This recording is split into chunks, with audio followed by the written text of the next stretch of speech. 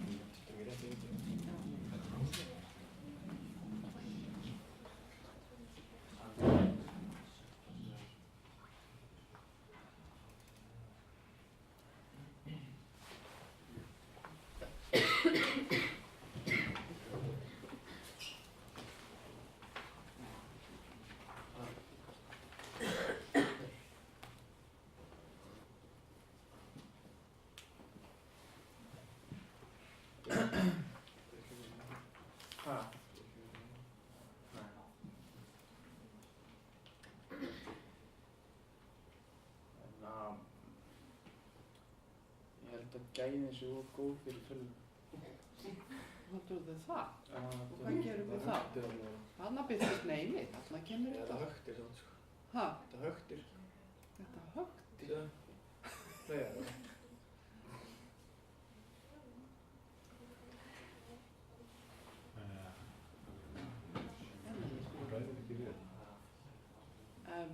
Getum við fengið emmið? Það er ég bara spilið tölvuna. Það er Já, það er að segja sko. Hvernig við ekki prófa þetta annars þannig? Herðu, við sjáum til. Prófum þetta, kíkjum á þetta eftir, hvort það hægt er að færa okkur. Herðu, þá bara næsti á þetta.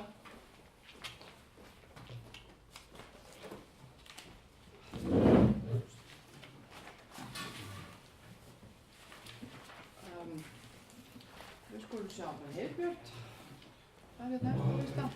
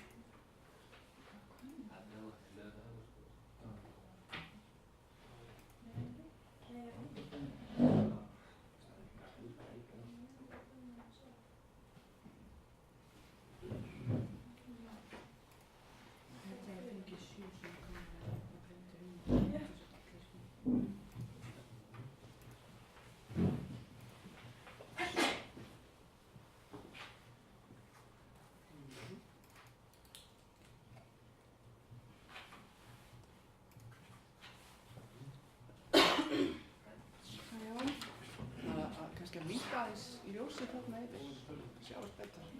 Já, við getum, en sér þú eitthvað það? Já, ég ætla að gera slætt saman Sigurrós. Sigurrós íslensk síðrokks hljómsveit. Hún á heimsvísu einn frægasta hljómsveit sem Ísland hefur alið af sér og hefur selt yfir 1.000.000 plötur í allt. Sveitin var stofnuð í ágúst 1994 af þeim Jóni Þóri Birgissyni, eða Jónsa, Georg Hólm og Ágústi Ævari Gunnarsyni. Nýfædd systir Jónsa hlaut nafnið Sigurrós Elín Birgisdóttir og þaðan nafn hljómsveitarinnar komið. Undir merkjum smekkleysu tóku þeir upp og gáfu út sína fyrstu plötu, Von, árið 1997. Þeir hafa gefið út 9 breiðskifur og 7 smáskifur og kom seinasta breiðskifan út núna á þessu ári og heitir Kveikur. Nýjasti meðlimur hljómsveitarinnar Orri Páll Dýrason, hann á trommum og kom inn árið 1999. Textar Sigurrósar eru flestir á íslensku eða ensku en einnig hafa þeir gert lög á vonlensku. Árið 2002 kom plata út sem oftast vísað til sem Þeir Sigurðarna en hún raun nafnlaus. Á henni eru 8 lög sem einnig eru nafnlaus opinberlega en þau eru þekkt undir þeim vinnuheitum sem hljómsveitin notar fyrir þau. Sú plata var fyrsta platan sem sungin var alveg á vonlensku, tilbúin á tungumáli sem hljómar svipað á íslenska en þýðir ekki neitt. Á plötunni Von, Ágætis byrjun og Takk söng Jónsi mest á íslensku en nokkur lög eru á vonlensku. Hann notar oft vonlensku þegar hljómsveitin tekur upp lög áður en hann hefur búið til texta fyrir þau og oft hljómar það svo vel við lagið að hann notar það í staðinn fyrir íslensku eða ensku. Vonlenska auðvitað ekki alveg tungumál, það meira eins og einhvers konar bull sem hljómar eins og íslenska. Jónsi líkir þessu við þegar söngvarar hafa búið til laglínuna fyrir lagið en hafa ekki enn skrifað texta. Vonlenska fékk nafnið sitt frá fyrsta laginu sem Jónsi söng á vonlensku, laginu Von sem var á fyrstu plötu hljómsveitarinnar sem einnig heitir Von. Flesta texta Sigurrósar finnst mér svolítið erfitt að skilja. Þeir eru ekki skrifaðar flókin hátt en oft erfitt að skilja hvað Jónsi er að tala Til dæmis brot úr laginu Svefngenglar. Ég flýt í neðansjávar hýði á hóteli, undir við rafmagnstöfluna og nærist tjú-tjú. Ég veit ekki hvað skrifa bara ég en ég fatt ekki alveg hvað hann er að tala. Ég held að það sé ekki það þér.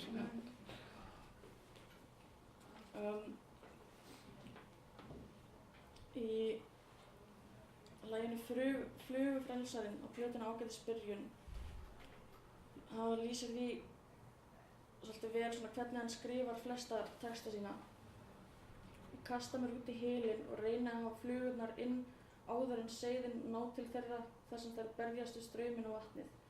Gustur, allir rennblautur, frakkur, finnur hvernig báturinn er kominn úr mesta straumnum og landið smám saman nálgaðist. Textar hans ofta skrifaðir sem ljóð en segja oftast einhverja sögu. Þeir eru allir mismunandi uppbyggðir og sumir textar eru bara 4 línur og meðan aðrir textar hafa 40. Þó svo að það sé ekki alltaf hægt að skilja þá, sér maður það að þeir hafa einhverja meiningu, saman hversu stuttir þeir eru. Jónsi skrifar þá flesta eins og þeir séu frá hans sjónarhorni og í fyrstu persónu. Já. Það var komið.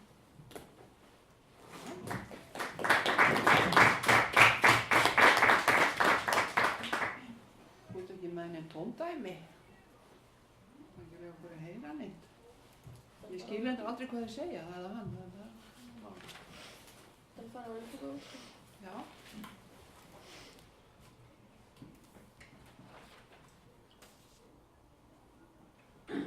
Kveiktu bara hátalara. Þú getur kveikt bara hérna át á þessu, við þurfum ekki að sjá það svona í.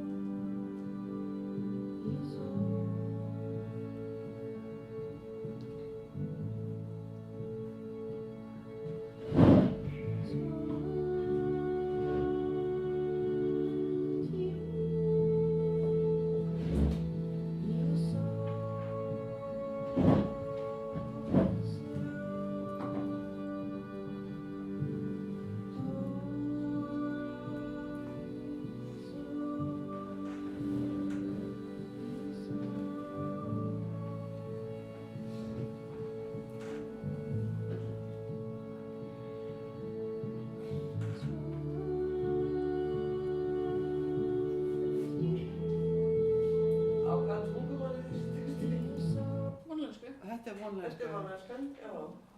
Þetta er hvað Egil, hann sem tók á lónum.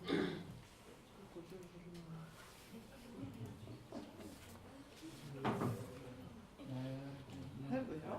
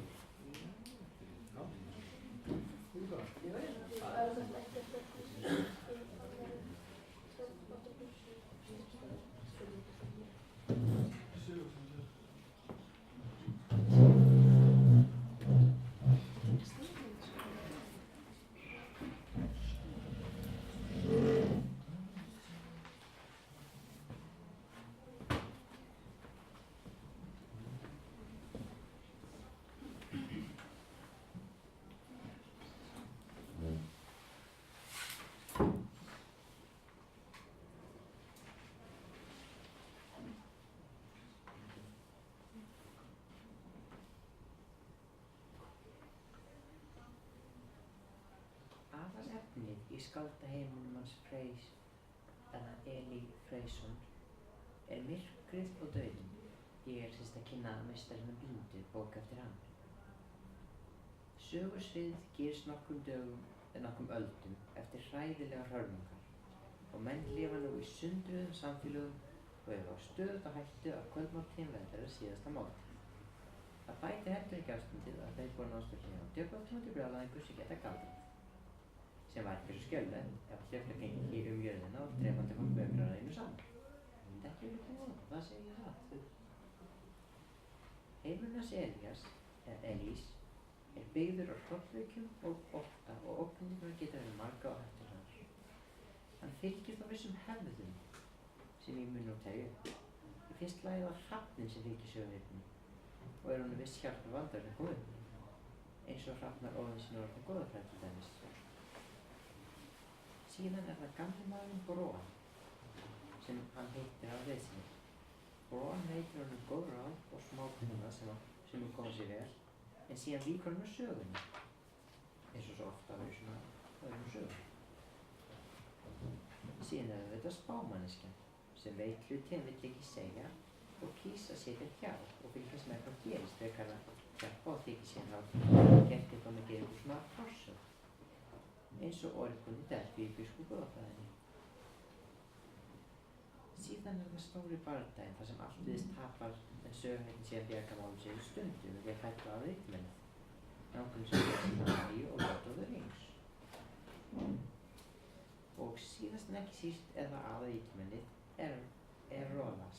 Eins og í flestum sögum goðsögum er eitt ítmenn svo öflugt, svo viðstíkilegt og það er puttan í öllum vestum hlutunum og hetjusögum sem hetjusögum flækist í.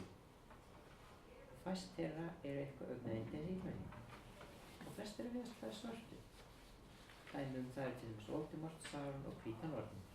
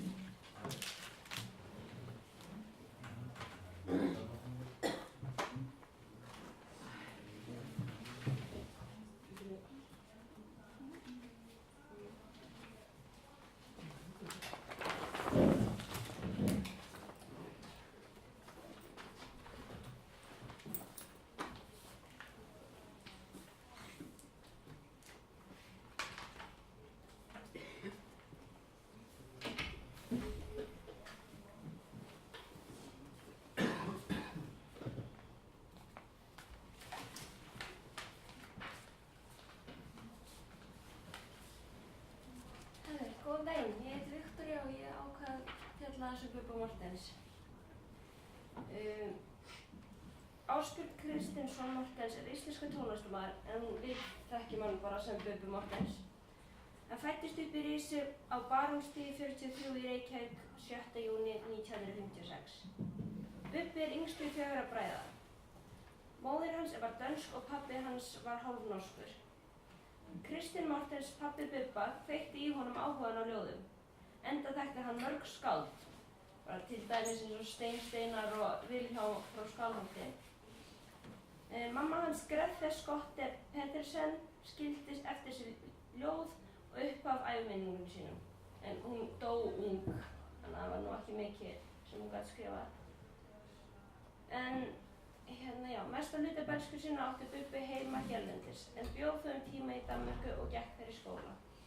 Á þeim tíma uppgötvaðist að Bubbi væri með skrifblindu. Hún hafði verulega hamlað skólagöngu hans heima á Íslandi. 1973 kom Bubbi aftur til Íslands.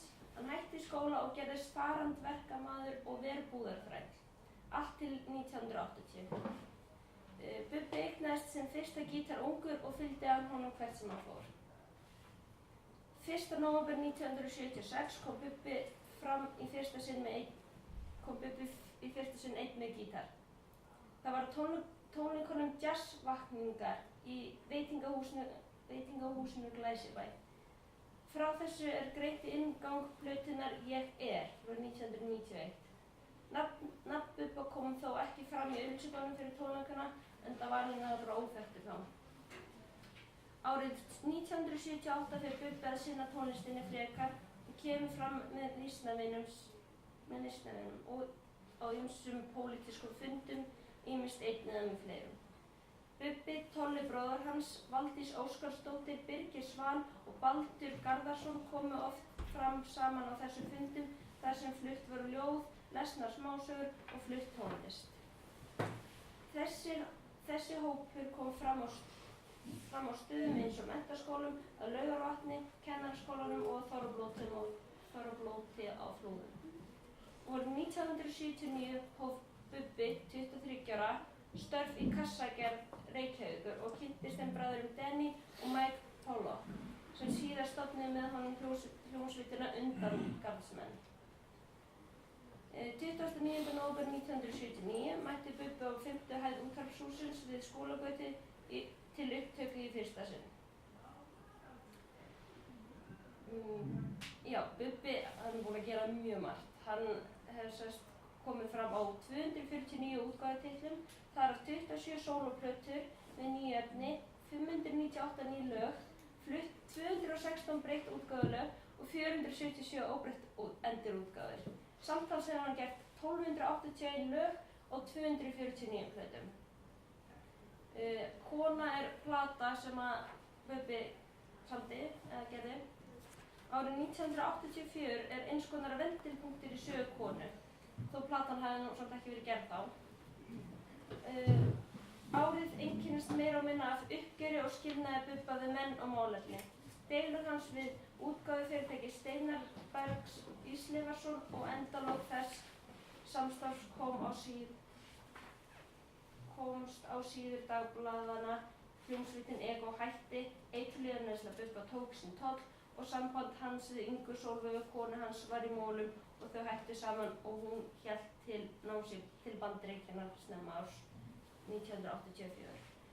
Bubbi gaf stórar yfirlýsingar og sagðist ætla að leita fyrir sér utan landsbyggðanna. Við útkomu konu 7. júní 1985 var hörðum rokk aðdáendum Bubba nokkuð brugðið, en gagnrýnendur tóku plötuna hans hins vegar. Kona markar upphaf nýrra tíma í textagerð Bubba. Á henni byrjar hann að fikra sig í átt til þess að semja sjálfstæðir ljóðræna texta sem staðið gæti án tónlistarinnar, enda hafði áhugi hans á bragðafræði og öðrum reglum ljóðlistarinnar vaknað fyrir alvöru.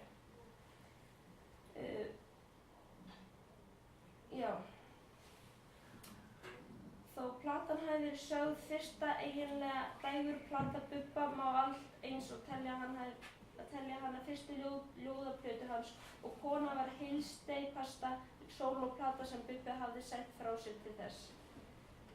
Umslag plötunnar var unnin af konunni sem bara hann syngur eiginlega mest á sér plötu í yngu sólói, fyrirhundi konu hans. En í dag er Bubbi Morthens virkilega að takast á þeim eiturlyfja og áfengisneyslu sína með stíl. Hann er hættur að neita þetta og hvetur fólk til að fara ekki sömu leið á hann. Bubbi fer árlega að Litla-Hrauni og hefur jólatónleika. Árið 2012 eignaðist Bubbi Morthens sem 53 ára 7. barnið sitt með konunni sinni Hrafnhildi Hafsteinsdóttur. Saman eiga þau dótturina Dögun París og Hrafnhildi Ísabel Ósk. Bubbi átti síðan börn með hana Brynju, Hörð, Gretu og Brynjar. Og hérna, ég ákvað að gera þetta alveg bara textin sem ég var að lesa. Hann segir aðeins svona, þú veist, nokkrar setningar sem hann segir hérna. Ég er gaman að lesa þetta. Ég hafa það. Myndir hann og svo gerði ég svona hérna. Þetta eru sólóplöturnar hans allar. Svona margar. Og já, má ég ekki bara setja hérna, ég ætla alveg að koma að skoða myndirnar ekki svona á eftir. Þetta eru mjög skemmtilega myndir. Takk fyrir mig.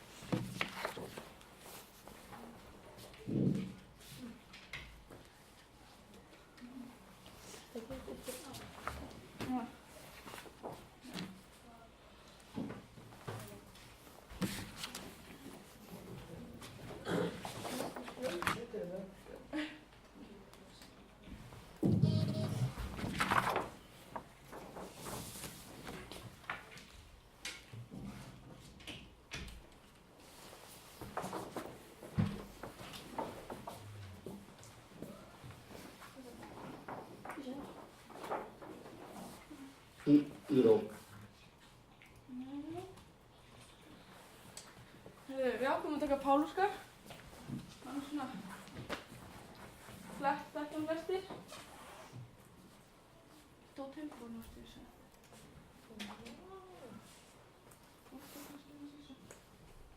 Við byrjum hérna fyrsta plakatinu, þá tökum við hérna árið, hvernig fættist. Við förum alveg eftir árunum hans, en þú veist. Já, svona okkur daginn, stæðstu.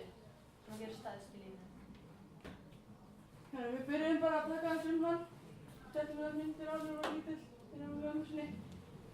Hann sem það kom til skápnum mjög ungur, hann kom 14 ára. 14 ára til skápnum, já. Það lítur að vera svolítið, Og hann er bara yngstur 7 systkina.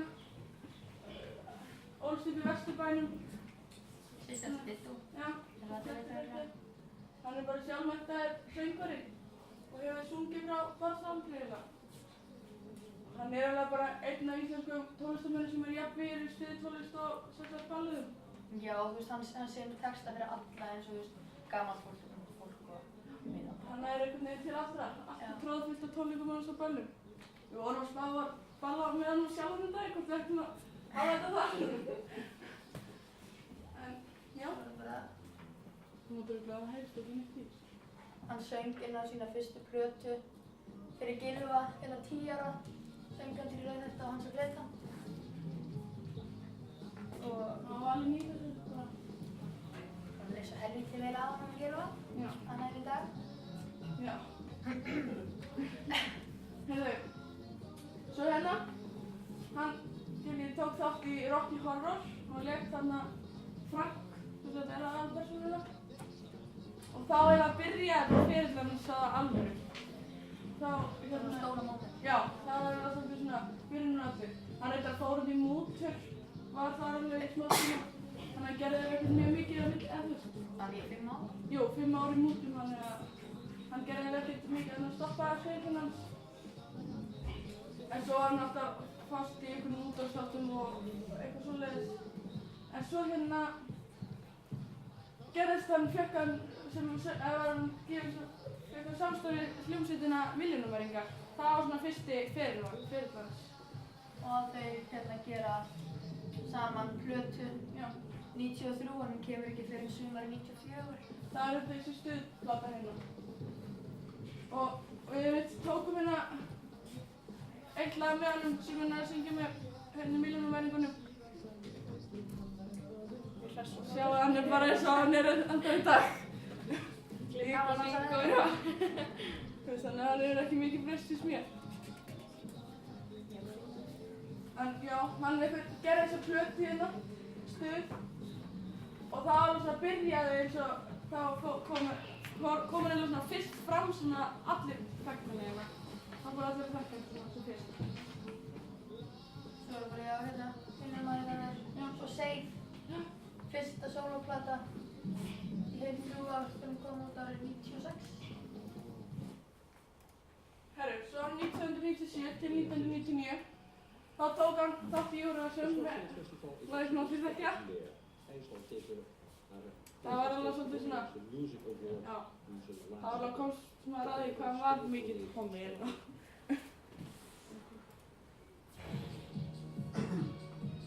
Hann stefndi eiginlega mest í þessari keppni bara að ná sem mestri athygli áhorfenda. Það var gaman. Já, það var gaman að þessu, hann var ekkert að spá í að vinna eitthvað, hann vildi bara ná athyglinni. Það var svolítið öðruvísi. Það voru allir ánægðir með þessu. Nei, Gerðu örugglega í því að vera öðruvísi til þess að ná athygli. það er svona dæmi svona með Silvíu Nótt kannski. Já.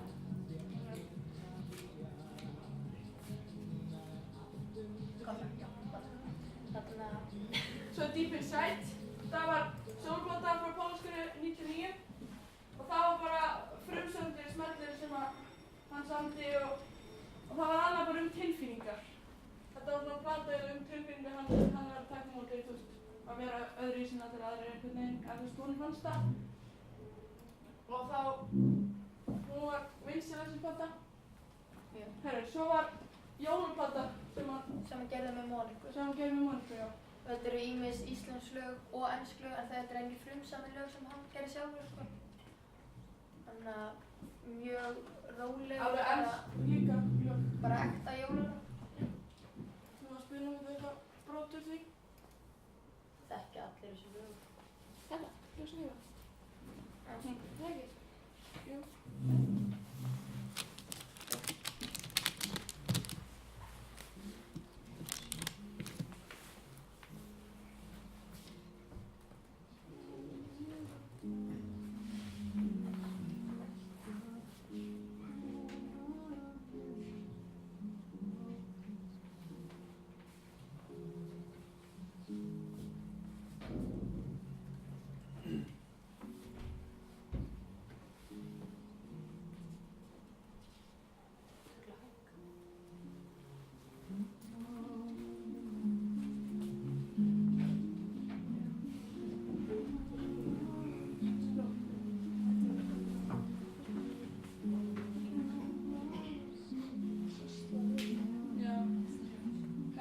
Að sýna ykkur smá dragsjó sem hann gerði, eða það var svona byrjunin, það var atriði, já, við erum sleppa henni að sjá þetta. Byrjunatriði í Eurovision, nei í söngvakeppninni, framhaldsskólana. Eitthvað myndu þið, ekki? Já,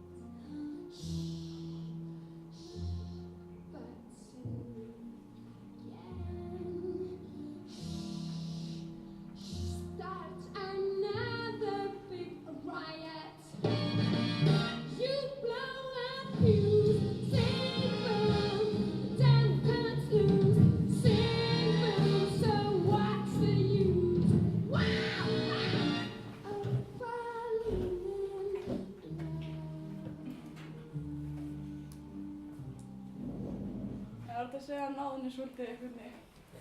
Íkjana svolítið smá. Það kveikir ljósana. Herru, svo frægasta platan eftir hann. 2007-2008, Allt fyrir ástina. Það var fyrsta dansplata Páls Óskars frá árunum 92. 99. Hann var sem sagt, hann var lengi búið til þessa plötu. Hann var búinn að vera með hana bara í mörg ár að semja hana, sko. Allir stæðstu smellirnir eru þarna. Já. Ég hlusta á þetta þegar. Þetta var, hún seldi, ég man ekki hvað hún seldi sem mjög á gríðverk, sko. Svo þetta Silfursafnið, hún kom út það var svona helstu lög Páls Óskars gegnum tíðina. Frá árið 1991 til 43 lög. Fyrstu 19 lögin eru stuð danslög og hinu 24 eru bæði rómantísku lögin og lög og söngleikjum og samstagsverknum með Viljanmæringunum. Og þannig einnig líka lög að koma á fyrsta skipti út, eins og Geirharðlagið, eins og ég er. Við ætlum að sýna ykkur bara smá brot úr þessu lagi. Þetta var eitt frægasta lagi eftir okkur.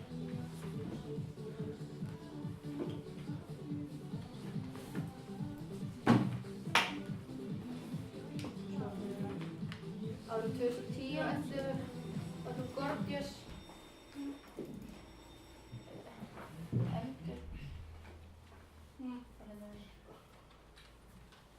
Já, þetta var svona endur hljóðblöndum og remix. Þetta er svona, hann var alveg að prófa sig áfram.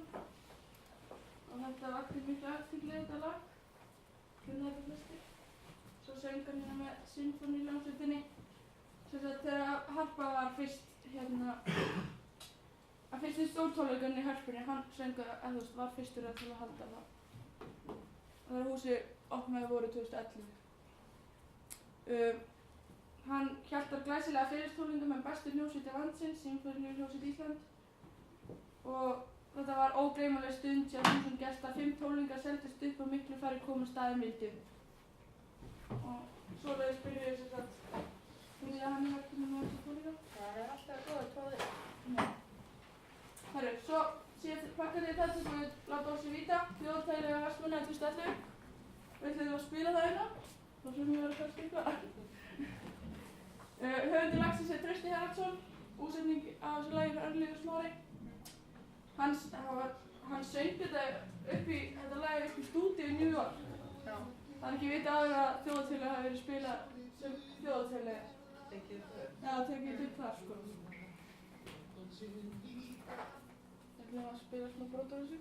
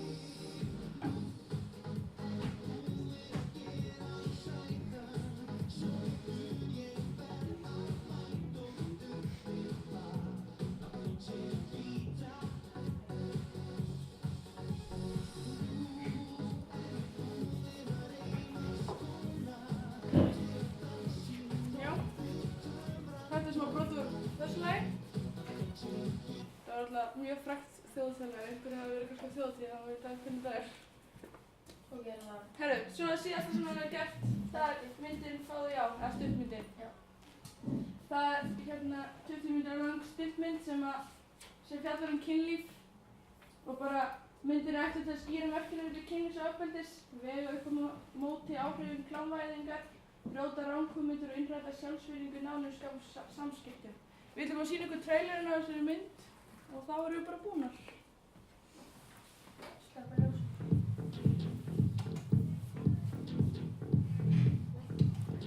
Hver er þú?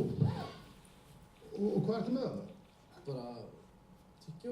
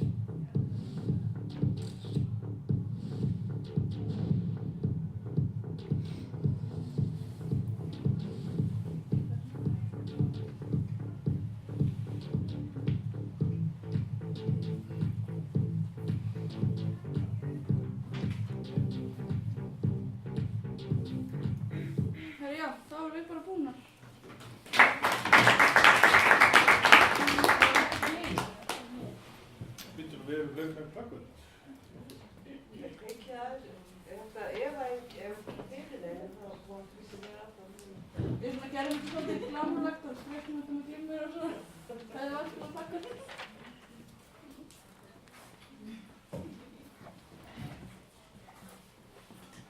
Hérna.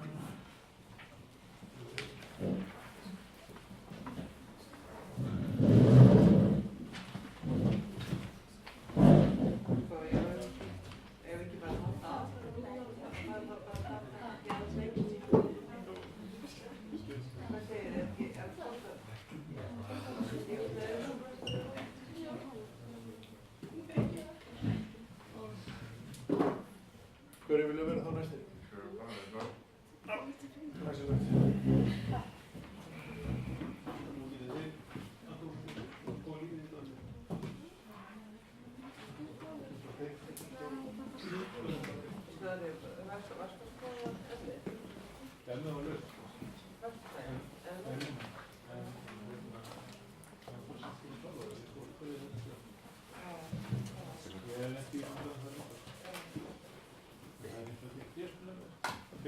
Ekkert mál. Herri, við skrifum okkar eigin glæpa hasasögur. Og hún heitir Leyniskyttan. Og það fjallar sem sagt mann sem í hernum. Sem þarf að hættir í hernum út af að hann missir félaga sinn. Og svo kemur sem sagt alríkislögreglan til hans, leitar að honum og biður hann að hjálpa þér að hann hefði að drepa forsetann, eða Obama. Og hann vil fá hjálp frá honum. En hann svolítið tregur að hjálpa hann alltaf mikið sem gerðist þarna í stríðinu. En segir síðan já á endanum. Og þetta fjallar basically um það hvernig hann ætlar að koma veg fyrir þetta morð. En svo endar það því að alríkislögreglan platar hann. Það kemur morðurinn yfir á, hann heitir Will, það kemur yfir á hann og svo fjallar henni bara endinn á sögunni það að hann er að reyna að fá þetta hreint að þetta hafi ekki verið hann og hefna sín á þeim mönnum sem komu þessu yfir. Þetta reynda koma morðin á hann og hann reynir bara tekur hann smá tíma til að átta sig á því hvað hann var að gera og hvernig hann ætlar að gera til að þurrka þetta vitleysi út. Og þetta er alveg 6 blaðsíður, ég veit ekki alveg hvort þið vilja lesa þetta. Viljið lesa um þetta? Já, ég veit það ekki. Nú, jæja. Ef þetta er skemmtilegt, þá er bara gaman að heyra það. Eða með svona brot úr því.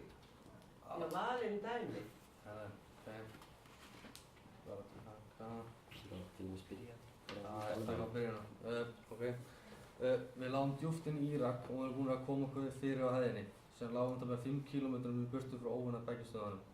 Við biðum eftir að óvinni hermenninni myndi keyra framhjá veginum sem lág meðfram fjallinu sem var ca. 700 metrum í burtu og var okkar markmið að taka hersingina á niður. Við tekum riffilinn úr töskunni og stillum honum upp. Þetta var ekki kerlingariffill, þetta var ekkert annað en 50 kaliber riffill með þeim stærri á markanum. Sam var á kíkirðum og fylgdist með veginum. Það leið ekki á löngu þannig til óvinni birtust á veginum. Will, þeir eru á leiðinni, kallaði Sam og gerði mig tilbúinn í verkefnið. Sam sagði mér upp á hár hvernig ég ætti að stilla skópið og hvernig ég ætti að skjóta. 2 klikk til vinstri, sagði hann og taktu manninn á vélbyssunni. Gerði mig tilbúinn til að skjóta, dró andann djúpt og andaði frá mér og í því augnablikki og lungu voru tóm, þá tók ég í gikkinn. Maðurinn á vélbyssunni dó en leið og skoti hitti hann og var eiginlega komið upp með okkur og þurftum við því að vinna frekar hratt. Það liði ekki margar sekúndur þangað til 10–15 bílar komu á staðinn með 40 hermenn. Þeir reyndu allt sem þeir gátu til að skjóta okkur niður, en eins og betur við vissu þeir ekki hvað þeir voru niðurkomnir á hæðinni. Sam sá að hersöðinginn var á bak við bíl að tala í talstöð og reiknaði með því að hann var að óska eftir flugastopp og var hann því mitt næsta skotmark. Eins og alltaf þá klikkaði ég eitthvað skotið og heitti hann beint í gagnauga. En því miður var það á seint og því næsta sem við sjáum koma yfir hæðina er þyrla. Ég öskra á Sam að hringja þetta inn og biðja aðstoð, en við fáum ekkert svar. Ég bið hann að reyna aftur en ekkert gerist. Það ótrúlega hafði gerst, þeir voru búin að skilja okkur eftir. Við lágum grafkerrin í fel utan okkar og reyndi ég eftir mínu bestu getu að skjóta þyrlunum niður. En það tókst ekki og lét þyrlan dynja niður á okkur með vélbyssunni og flýgur svo yfir okkur. Ég öskra á Sem og segi að við verðum að drulla okkur inn í burtu ef við ætlum að lifa af. En um leið og ég lít á hann þá var Sem dauður. Ég mátti ekki hugsa það akkurat núna og var að ná þessari þyrlu niður. Ég sný mér við og reyni að ná spöðunum aftan á þyrlunni þegar hún er að snúa við.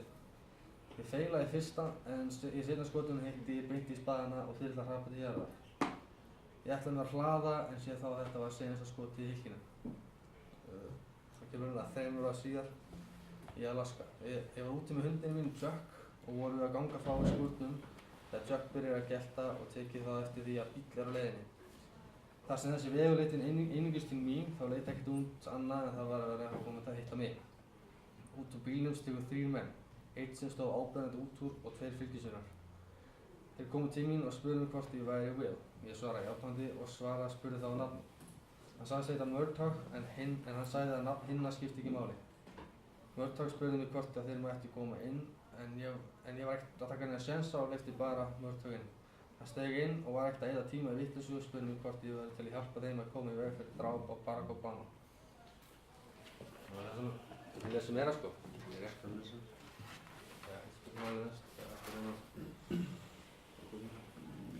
Ég var nú pínu forritinn og spurði hann meira út í þetta og hann sagði mér að þeir væru að hafa áhyggjur hvort það væri hægt að skjóta mann á minna fjarlægð. Ég hugsaði mig en ég var hættur öllu svona eftir slysið í Írak, svo ég neitaði. En þegar þeir voru að fara af stað þá ákvað ég að stökkva á eftir þeim með myndavélina mína og bið ég þá að opna húddið á bílnum því þetta var nú Ford F350 sem var stærri en minn og vildi ég taka mynd af vélinni. Þeir samþykktu þá og opnuðu húddið og bakkaði ég því aðeins frá og tók myndina og þakkaði fyrir mig og fór með bílnúmerið í tölvuna og sá að þetta var ríkisbíl. Þegar Murtaugh og menn hans keyrðu í burtu þá sagði bílstjórinn. Honum var drullu sama þessa vél, hann var bara að reyna að ná númeraplutunni. Enda vel halinn hermaður, sagði Murtaugh. Eftir að þeir voru farnir þá ákvað ég að taka riffilinn minn og fara með hann út og stilla upp dós í mílna fjarlægð frá lóðunni minni og ákvað að athuga hvort ég myndi hitta. Ég dró andann djúpt og skaut. Það liðu nokkrar sekúndur þangað til kúlan hitti en hún hitti beint í mark og áttaði ég mig á því að fórstinn var í miklu vandræðum. Ég hafði samband við Murtaugh og sagðist vera tilbúinn að hjálpa þeim. Ég fór og tók saman í skúrnum hjá mér og þreif alla byssurnar mínar og setti það svo aftur saman og fór svo mína leið niður á flugvöll. Þeir flugu mér til Seattle þar sem Obama átti að halda ræðu við þinghúsið. Ég hitti Murtaugh á flugvöllinum í Seattle og leiddi hann mig beint á staðinn þar sem þeir voru búnir að stilla upp smástöð á einni hæðinni í blokkinni beint fyrir framan þinghúsið. Næsta verkefni hjá mér var að skoða sjálfur helstu staði sem mér dytti í hug að skotmarkið gæti verið. Ég tók mér heilan dag í þetta og skoðaði mig Það var einn turn sem valdi mikla athygli og fór ég því þangað og setti upp kíkinn minn og þar sem þetta var digital kíkir þá gat ég séð fjarlægðina og passaði hún upp á mínuna sem Murtaugh sagði mig frá og lét þá vita að þetta væri staðurinn sem ég myndi nota ef ég ætti að skjóta hann. Dagur var runninn upp og voru við búnir að koma okkur í viðbragðsstöðu. Ég leit með kíkirinn á Obama og sá fánana beint fyrir aftan flökta aðeins. Ég var búinn að reikna með því að skotmaðurinn væri búinn að stilla upp byssunni og hlaða og sagði þeim það. Ég leit aftur á forsetann og sá að fánarnir lágu núna lóðrétt niður og sagði þeim að taka hann út núna og fékk ekkert svar og kallaði því enn hærra núna. Á sama augnabliki hljóp skotið aftur og í öxlina á Obama. Þá leit ég við og stóð þá einn lögreglumaðurinn og skaut mig og hrundi ég út úr gluggann beint á þakið fyrir neðan. Sem betur fer hitti hann mig bara í öxlina og tók ég því til fótanna og reyndi eins og ég gat að koma mér í skjól. En það sem Murtaugh gerði var að öskra á lögguna og segja honum að drullast til þess að ganga frá mér því ég væri særður. Menn hans gengu frá upp uppi og höfðu komið honum sínum yfir einn af riflunum mínum og stilltu honum upp við gluggann. Og átti þetta því að líta út fyrir að ég hefði gert þetta. Ég hljóp fyrir hornið á götunni og sá þar ungan alríkislögreglumann standa á horninu að fylgjast með. Ég læddist aftan að honum og náði að slá hann það fast í hausinn að hann vankaðist. Ég tók því bíllyklana og handjárnaði hann niður við ljósastöðurinn svo hann myndi ekki elta mig. Ég settist upp í bílinn og keyrði í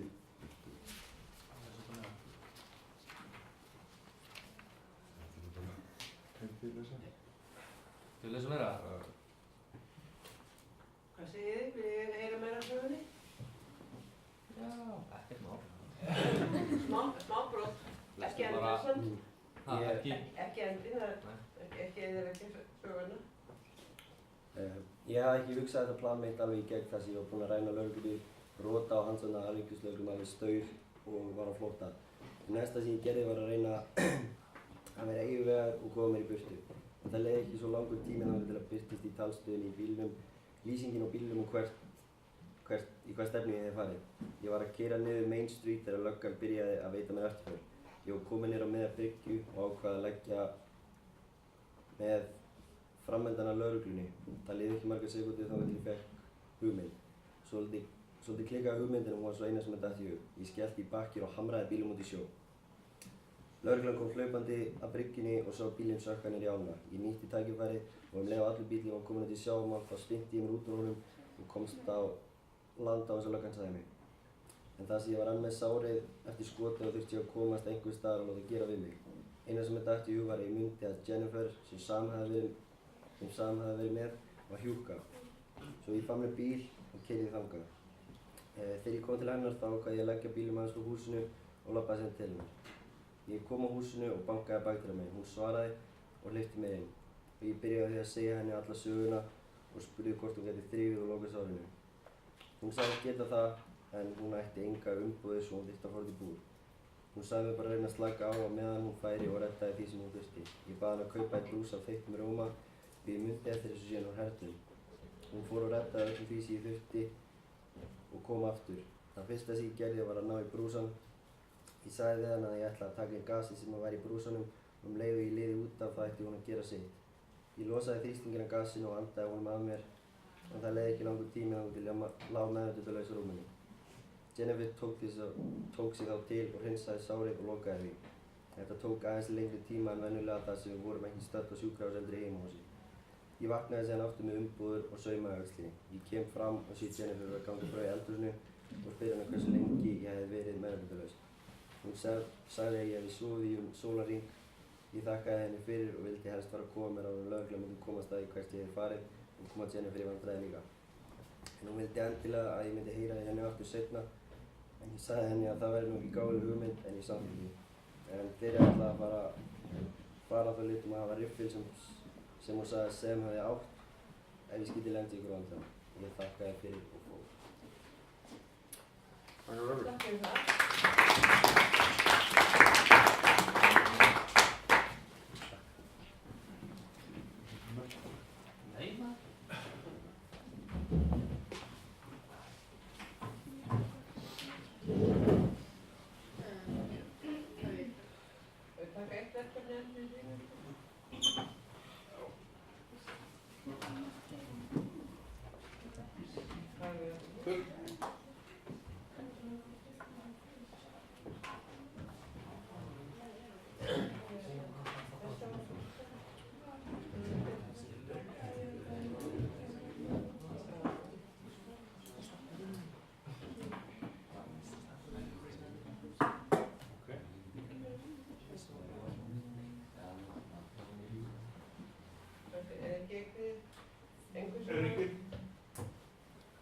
Nema þið?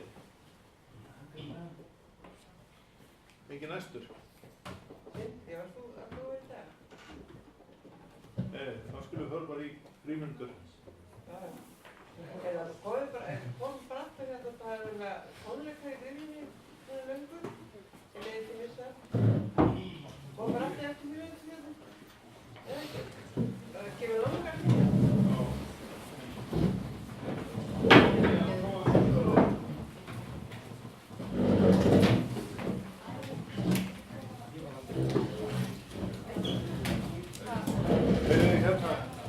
þið sem eru búin að flytja að láta okkur fá ef þið eru með handrit eða eitthvað slíkt.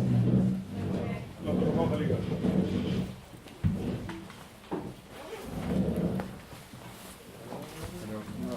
Nei, ég er að glöggt að koma það. Þú er meðan verkefni sem ég fyrirmæli. Hvað mástu það að mátti gera kvikmynd? Ég þetta var ekki, ég var í þessum tíma, að með, sko, ég er eftir að tala við eitthvað eftir, ég þýttir að koma eftir, hvort að óskið fyrir mig þetta með hvað það gera. Þannig það var svona fullstætti, ekki öðruvísi var til vona. Hérna, ég er til suður á Vesturlandi, eftir á morgun þetta. Þetta er Mósfors, sem er líka í stafnum. Já. Þannig að ég þarf að kýta þetta einar í fyrstu. Já. Ég lagi þetta á gengur sér í mánu, ég finnst það að tala. Þannig að ég er vantur. Það skiptir ekki mánu. Þetta var vikið í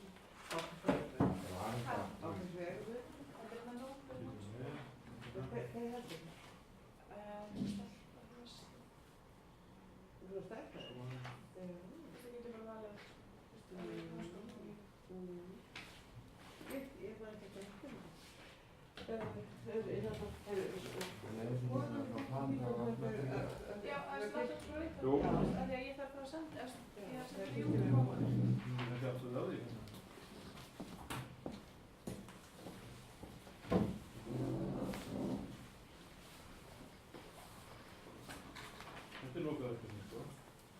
Það var það verkefni fyrir þessum. Sem er mótið. Það var ekki mótið eitthvað. Þú mátti gera kvikmynd. Hérna nokkuð maður.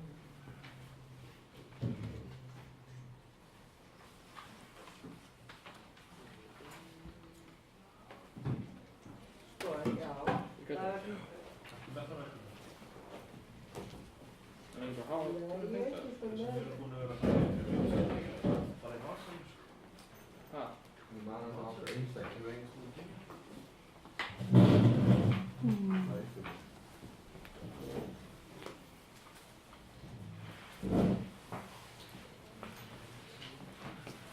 Það er eitthvað við Guðni og Francis. Þetta veit ég það. Lækning. Ég er Við erum alltaf að stóma með þetta aðeins. Það var ekki fyrir maður kvikmynd. Einhverja stefnur eða eitthvað sem stendur þetta? Var eitthvað? Nei, það er allt fyrst ekki að gera. Ég held að sko, ég held að það er einhvern sko mistur við þetta að við hugsaum að það væri svona eitthvað til að bóta þessum að. Já, Bara segir bara spillega frá. verkefnin eru sko þannig að við varum að hugsa hvort að þetta sérfæri er svo áður eða Þú gerðir svona aðeins undir við skoðast að betra eftir það Kristi kom eftir það er hún til skjóta. Kynningu á bókinu og Það er fyrir hennar smásveðin. viltu gera það? Og það er það sem við ætlum að tala við ykkur að einhverju fer svolítið eftir í hvort að fyrirvæðin hafi verið ekki nógu skýr að voru ekki verkefni Það er ekki fína út.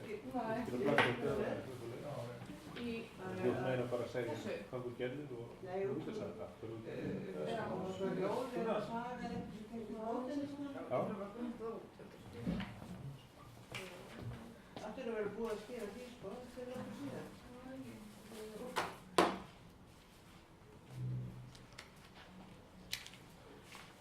Gengur ekki bara vel? Jú. Breyta því? En hvað er það sem þú ætlar að gera á málstæðinu? Erum við ekki búin? Ef að Það væri ekki mörg. Við erum kannski ekki. það er, já, Við erum að það fyrst þeim, svo brúsum við út á hann. Þið fáið smá. við erum að sjá hvað það er bara núna í Bara lokki. fyrir það. Við vorum að tala Hvað sé? Og ef að verða um þetta. sem er hugsanlega ekki. Og Þrúðvangur var upptekinn og það. En það er Þrúðvangur hérna sem nafnaveitinni, það er það og sem það er eitthvað frá. Þannig að það er spilur hvað ekki. Ég bara sá ekki hérna þessa sundlega bóðingu fyrir þetta á sungun. Annars hefði ég ekki að sjá sem eftir þetta. Ég gerði þetta Kristín sko var í öðrum hótti. Já, þú veist ekki það þessu við sem ég glömst þetta. Já, þetta er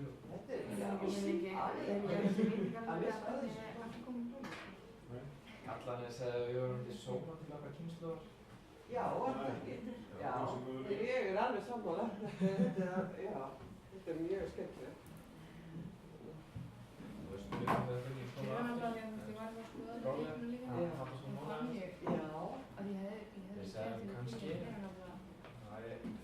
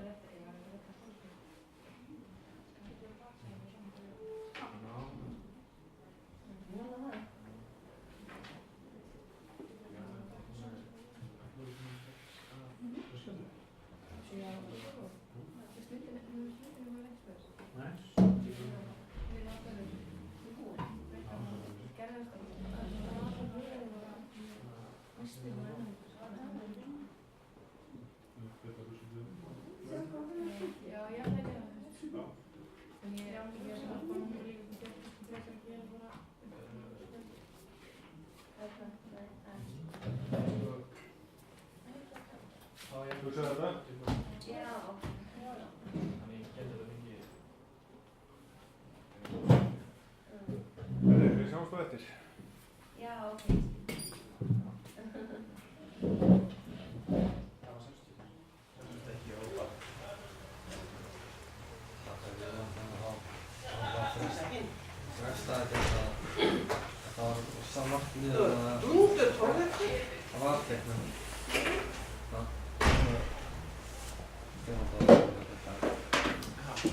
Stefandaginn og stefn. Þannig að það var ekki að gera frá sko frá 11 til 1. 11 til Hefur laufin okkur? 11 til 1. Er hún rosalega lengi að leiðinu? Já, það koma Það var allir frá 11 til 1 eða 2. Nei.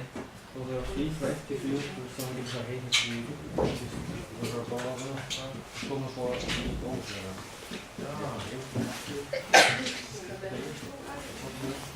Vaknar bara svona 12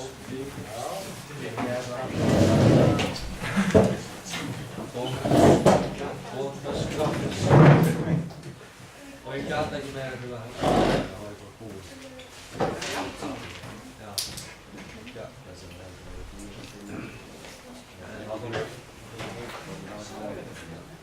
Nei, ég var bara upp til að síðan.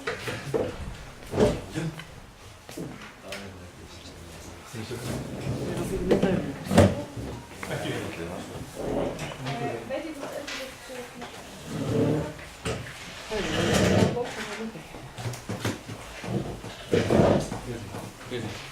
Hvernig fóru með það? Þeir voru bara tveir og ekki Það var tekið upp og við vorum með þessa fyrir gestum með bóttunum. Við varum ekki með þetta svona.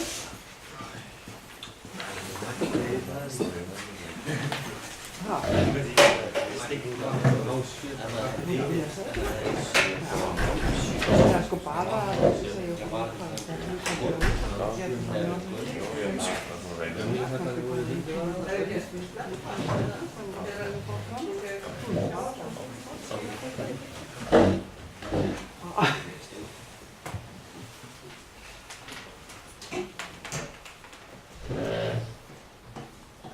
hendi bara á Snorri púlari. Herðu, þannig að ég heiti Birgir og við erum í Jökull. Í gær þá fórum við í sund, 7 morgni. Þá ákveðum að flytja nútíma íslensk ljóð og efla stemninguna í hundinni. Þannig bara, já, ljóðið.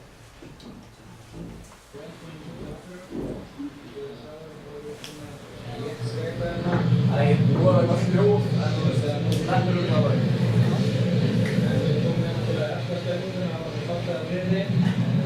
Samveit ég Birgir og félagar mína hérna í Jökull.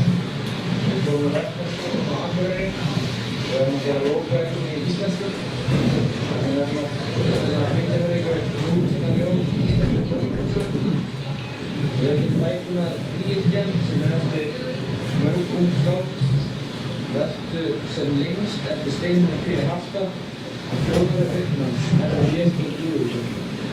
Við veitum á hann að ljóðlöfum til að skemmta laugadeildum og góða stund á þessum ljóðlöfum. Akureyri.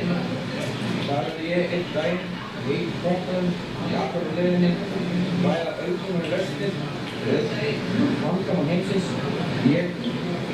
Ég pissa fyrir laugina.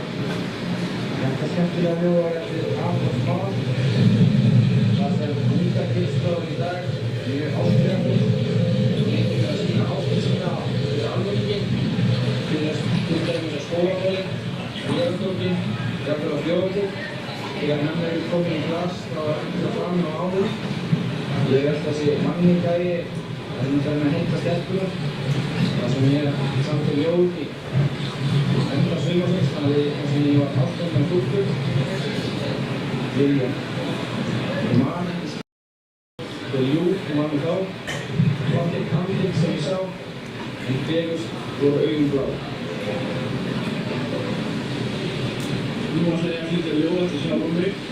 Þetta ljóð samtíð með fleiri af íslensku áfanga. Þetta er svolítið djúpilegt ljóð, en líka mjög fallegt. Þetta ljóð verður vetur, gullar og snjór. Vetur. Snjór eins og frosið tár sem skilaði síðaða og það verða þau þessi mundurlegu mynd. Og myndar bráður og brána og jörðina þar sem þau rennast í sjá. Það er þú vetur sem umlífur allt með því eintóma myrkri. Hvenær komstu fyrst? Hvar hefur átt á þig? Og þú trýr auga heimsins sem aldrei séður. Þú grætur tárum en þú vakir að ílegu í skugga jarðar. Silfraði ljómið þinn fyrir veturinn. Þið klæðir gott annað. Og þú kuldi, ósýrlegu, útrú og klórar, óvægna harður. Hefur átt við sem þú ekki svikið. Og þú myrkur og þú. Þú blekkir, þig og byrjir blindir sem eiga sér eina skróf sem einu heimir.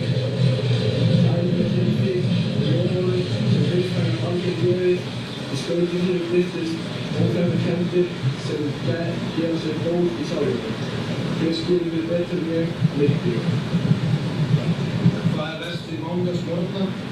Stutt síðan föstudagur bauðið mann velkomin langt í að næsti föstudagur gerist íslensk saman. Heil vika framöndan og hvað býð þessi mánudagur upp á? Jú, flóttfáttan Íslandíma, þá verður frábært.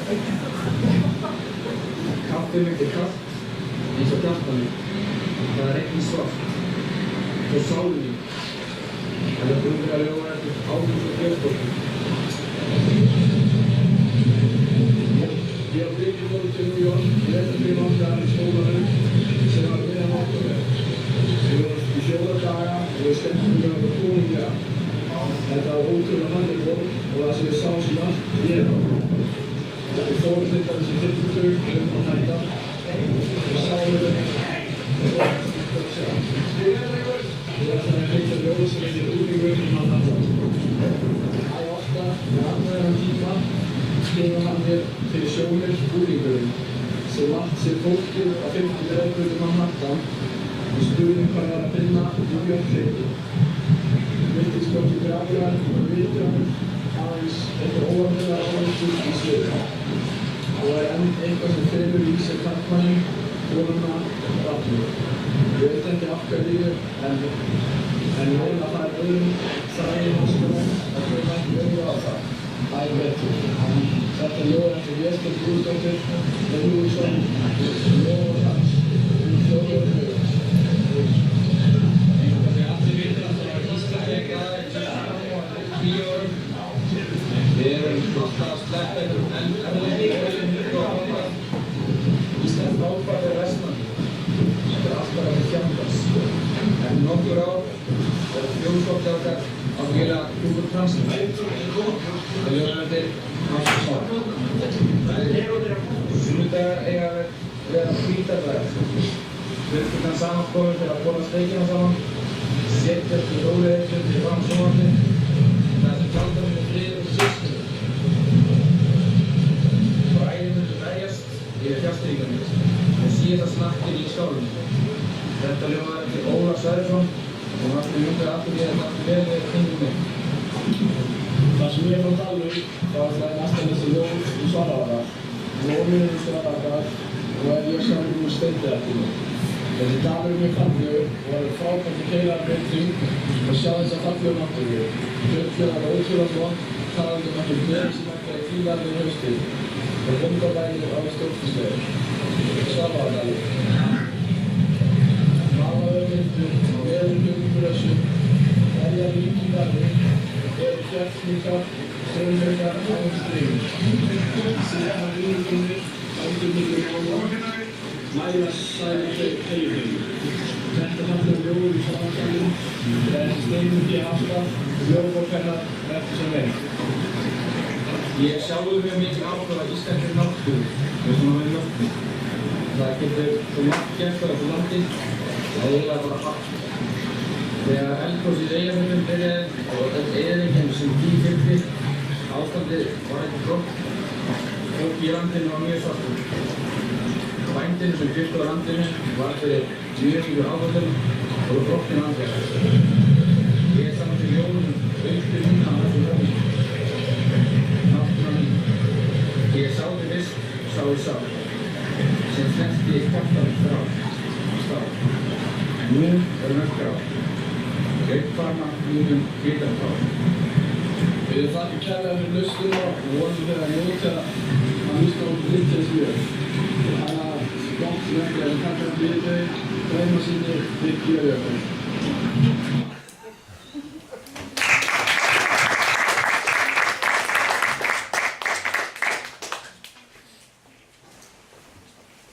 Já, sagði ekki kannandi þegar við verðum bara út í Keistan til sóma? Jú. Ég náði samt það ekki að víkja en... Það er nú verið plús í verkefninu, sko. Þetta er óvenjuleg. Ég hlýt nú að vera einhvers staðar í þessu myndbandi. Ég var hægt að skoða það betur því að ég veit alveg nákvæmlega hvernig ég fór upp og hérna á borðinu. Þannig einhvers staðar í bakgrunni. Hvenær byrjuðu það á þessum sjöleikni? Já, allt ég byrjaði að sjö. Já, og ég fer alltaf að skrifa, ég er mjög stundis að það fyrir 10 mínútur yfir upp úr heitasta pátta. Yfir 7, þannig að einhvers staðar er ég í gangan þarna. Klálega. Ég sé fólki sem ég þekki alveg hverju er að ganga þarna Þetta var mjög skemmtilegt. Hvað var meila mörg lög sem þú voru með? Við vorum með, hann var með 3 og ég var með 7. Það var með 3 stofur, ég með 7 þrautarviti. Svo voru þú átakanir hjálp. Já. Það er alltaf niðurfælir í bóðinu. Ónægilegt, gurðfælir svo mikið. Ég fannst bara stiltur og bróður þessar áhengum, það var tiltölulega. Já, þess að þið vakti miklu athygli og þið náðum að þegja með þekkjani Stefán sem í pottunum. Það er mjög mikið. Já, einstaklega þannig. Já, vakti miklu athygli. Já, þið getur náðu að taka niður í honum, þannig að svona langan tíma. Já. Flott. Segir ég svo að það sé ekki hægt að flytja bókmenntir með ýmsum móti á ýmsum stöðum. Það er ýmist tækifæri fyrir alls konar fólki. Það er ekki til að prófa þetta, það er strætóntímann sem ég segi. Rúnda á klukkutíman bæinn, taka þá nokkra hringi og lesa ljóð fyrir fólki sem er með. Það sjáum við viðbröð, þá er það svona vandræðanlegt heldur þetta sé ef við séum eitthvað bara í því eða eitthvað að ykkur, eitthvað ruglu eða eitthvað þess að. Heyrið mig, þá eru búnir. Ég hef það að vera reiknum úr skólan, úti við Fórulegin, Já, þið mætti ekki hérna hér. Nei, þú veist, við varum síðsins, þannig að við varum að gera eitthvað. Þetta væri síðasta ástráið. Já, það sést tilvægt að sjá bílið. Herðu, hefum þá ekki að setja dagskrá fyrir föstudaginn. Eru fleiri sem það tilbúið í það? Ég sé ekki fram. Heyrðu, já, það er eitt sem við þurfum að ræða við ykkur nákvæmlega þegar við erum búin að sátum í 3 tíma mánudaginn og lásum textanum hvert fyrir annar. Það var ekki gaman. Við höfum fyrir já, bara rétt svona því hún búin að breyta upp á þessu við þannig vorum að fara í gegnum þessa texta. Uppgötvuðum þá að við skoðum svona eins og einhverjir hafi ekki alveg skilið hvaða tímabil þetta ætti að snúast eða hvers konar textar þetta ætti að vera því þeir eru af vísna ólíku tagi. Þetta var yfirskriftin var sem svona módernísk verkefni, það er að segja verkefni sem væri í stíl við módernisman þá stefnu, einkenni hennar, það væri margir sem gera það. En svo hefur eitthvað spólast inn á öðrum og það, við fengum sem sagt, við fengum alls kyns sögur texta. Spurning hvort að þetta sögkynleikur hjá okkur voru fyrirmælin óljós. Vissuð þið ekki nákvæmlega hvað þið áttu að gera, sko. Nei, segir Jóna. Já, Mér skilst það. Já, það verður bara svolítið svona, já. Já. Í líkingu bara við módernism. Já, en það var módernismi var yfirskriftin að þessu. Og þegar ég var að tala við einhverju dóttur til að semja svona einhvers konar glæpasögur, það var náttúrulega bara til gamans gert í framhaldi á þeim umræðum. Það var ekki verkefni til einhverjar ætlað, en það fékk ég ekki þegar maður bara 3-4 slík sem tóku skemmtilegt. En þau voru ekki ætluð sem innlegg í þetta verkefni. Þegar ég spurði það, þá sagði mér að ég myndi gera Þannig að fyrirmælinu okkar hafa þá verið óljós. Verður þið sammála það? Já. Þannig að þá við ákváðum að ganga ekki frá þessu. Ætluðum að halda þessu opn og yfirfara þeir aftur þá, út frá því. Þannig að við þurfum bara að skoða það. En við erum sérst búin að fara í gegnum við öllsum. Við erum bara eftir að búin að skrifa umsagnir um verkefni sem slíkt, þannig við erum að endur skoða þetta eins út frá því. Við erum að endur með þetta. En það var gaman, það skiluðu náttúrulega allir og það var mjög gaman að sjá hvað við lögðum ykkur fram. Það var kannski skemmtilegast að verkefni að þetta var bara ykkar eigið, ekkert annað. En ef þú ekki að lofa Karlínu að koma í dag, klára, það er fínt. Við veitum ekki af því að taka henni sem flest. Gjörðu svo vel.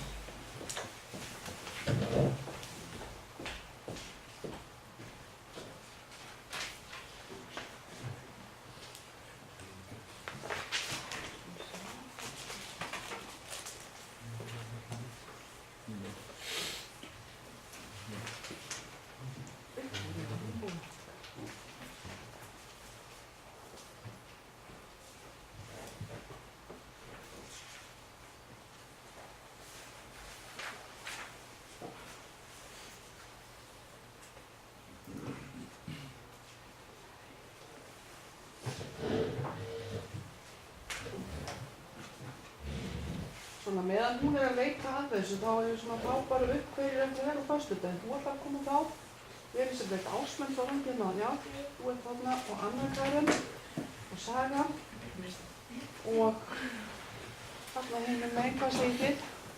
Já, ég sem verð fyrir síðan. Já, en hérna, viltu vera á staðnum? Mér er það svona, það er mjög ekki en það er skemmtilega svona.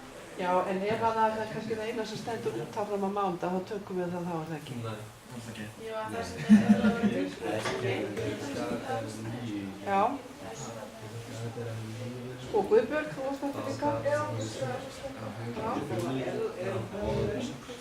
Það eru búin að þarna, þú varst búinn, það er þá Lilja hætti ekki að taka það. Ég sendi ekki það. Það var lengi.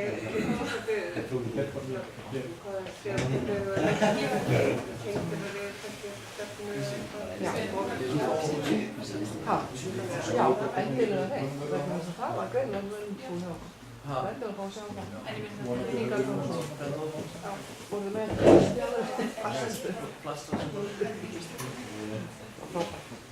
Já.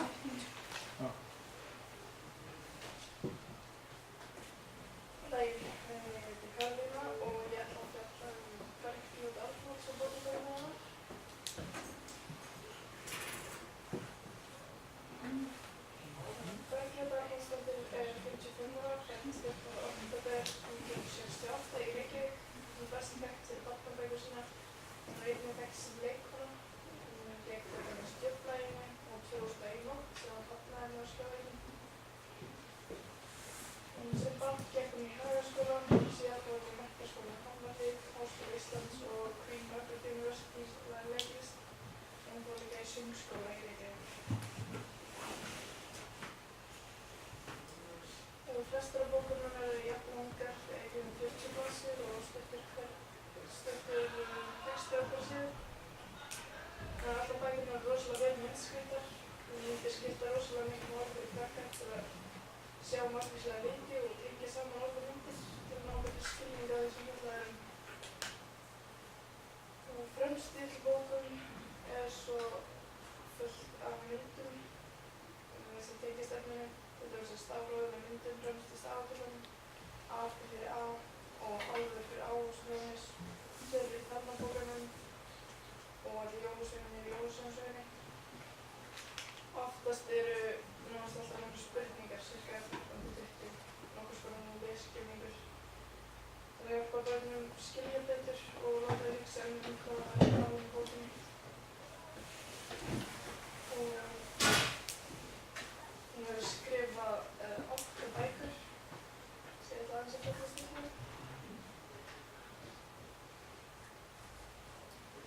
Stafakallarnir kom út 1996. Fyrsta bók Bergfljótar, hún er gerð til að fræða krakka stafróf. Bókin systkin Ara og Ösp og þau fóru út að leikvöld svo Ari gæti leikið sér og Ösp lesi bókina sem hann stafrófið. Svo sofnaði Ösp og allt í einu sá Ari að með einni umdreying fyrstist alltaf stafróf í bókinu og fengu að segja hendur og fætur og þutu ykkur út af leikvöldu. Ari heitir fyrst A sem ber nafn hitta Áhúf og svo heldur það hann með áfram hans stafrófið. Á endanum vaknaði Ösp þegar allir stafirnir fóru gamlir aftur í stafabókinnar. Þá var Ari búinn að tala með alla stafina og læra þá. Hver stafur fær einu blaðsíðu og hvert staf reynir hann að hafa sem flest orð með hverju staf fyrir sig. Þessari stendur á blaðsíðunum G.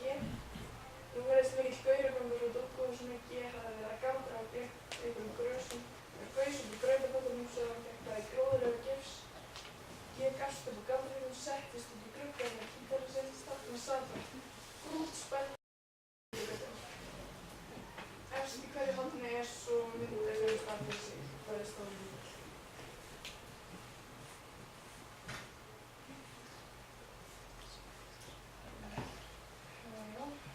Tóta og tíminn kom svo út, var önnur bókin hennar 1997, bara aðeins sem hægt að laga.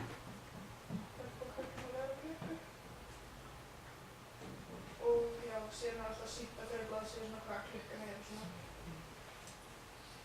Og þeirra sem stelpur sem að hitti tímann sem var þá bara einhver kall og tíminn fór í verkfall og eins og æfintímann.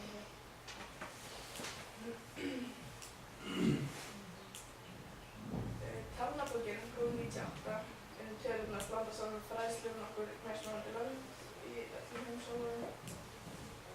Það fjallar lítinn púka sem átti heima í yfirborði jarðar þar sem hann vissi ekkert skemmtilega að telja. Hann kunni bara að telja eitthvað nýju svo hann ferðaðist með göngurum sínum til ýmissa landa til að læra fléttur. Þegar hann kom upp í 20 þá heldur hann að hann viti allt og alltaf þess að hann var konungur. En svo kemst hann því að það er vikið til 30-40 og svo miklu meira að það læra hann, þannig getur enginn vitað allt. Í bókinu er líka reiknað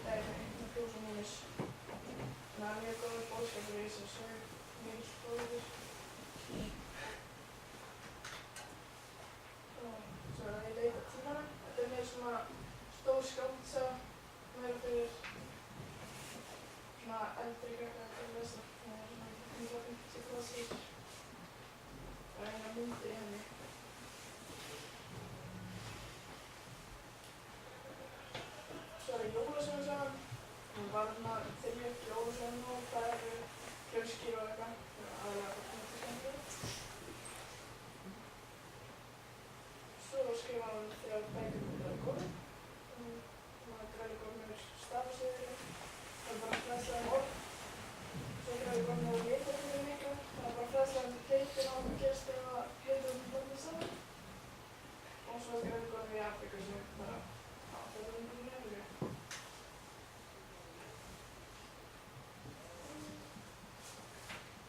Svo er síðasta bókin sem hún gaf út og íslensku skilum Hröllu. Já, hún ákvað að skrifa hana út af ég fannst svo mikilvægt að læra krakkana til þess nýrindar sem að flest að lifa í borgum og hafa ekkert til að sjálfsægja komast kynlið í. Og þessi bók er tilnefnd hundinum hennar Draco sem var þá nýdáinn og dóttir hennar sem elskaði hann mest af öllum. Og Draco er eitt af fyrstu orðunum sem að dóttir hennar lærði að segja. 2 fyrstu bækurnar, Stafagöldum á Tóta-tímann, skrifaði hann fyrir son sinn til að hjálpa honum að læra alla stafina og skilja þá og geta lesa og svo til erflöku. Þessi bækur fengur svo svakalega góðar viðtökur og árið 1998 fekk hún viðurkenningu við Menningarsjóðs Brún og árið 2000 fékk hún Byggðarverðlaunin fyrir bækurnar sínar. Eftir að hún skrifaði Stafagöldum á Tóta-tímann fekk hún fjölda áskorunum að halda áfram að skrifa fleiri skemmtilegar fræðslubækur og svo gerði það. Bækurnar hennar hafa verið á miðsölulista landsins ár eftir ár. Já, svo 3 ára bókurinn kom út ensku bara vegna þess hversu vinsælar þær voru.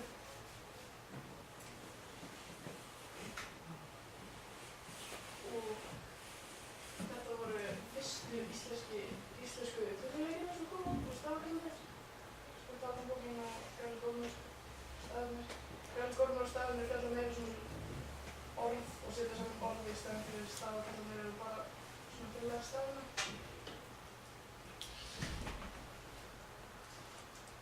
Bækurnar hennar var persónulega uppáhaldsbækurnar mínar þegar ég var yngri.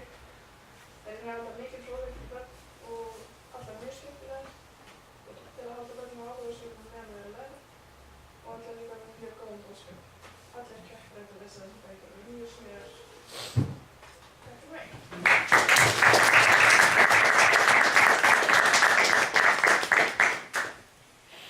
Og þetta ekki gamli vinir hjá einhverjum eitthvað hinna líka? Hæ? Já, ég var á þessum aldrei. Einhverjum þessu. Það er flott.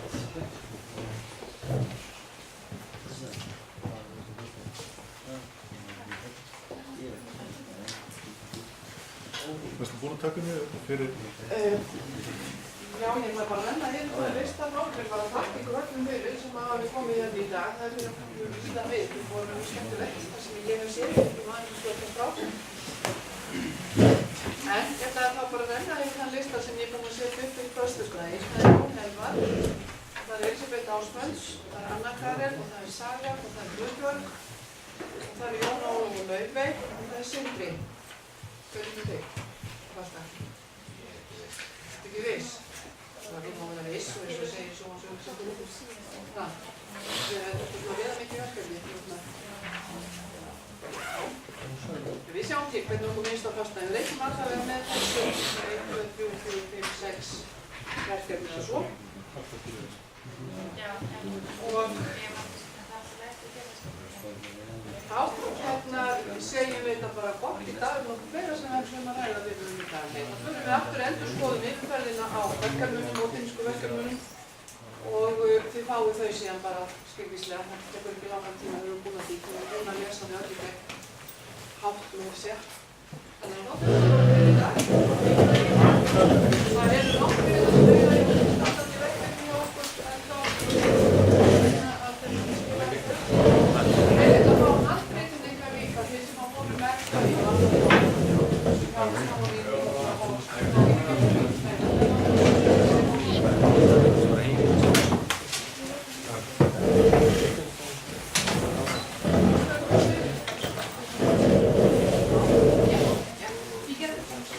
Hvað er að gera þessi þáttur?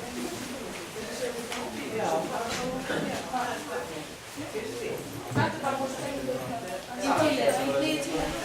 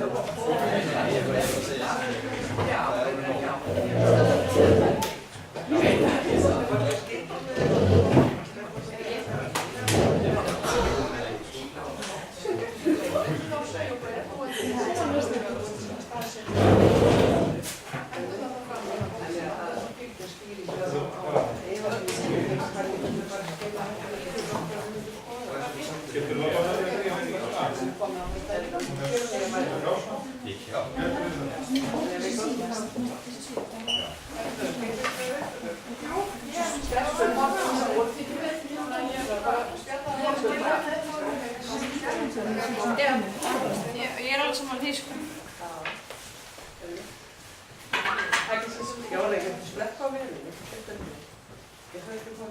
Kann ég það? Kann þú það ekki? Það er eitthvað kannski að... Herði, og Lilja náttúrulega mætti ekki í dag.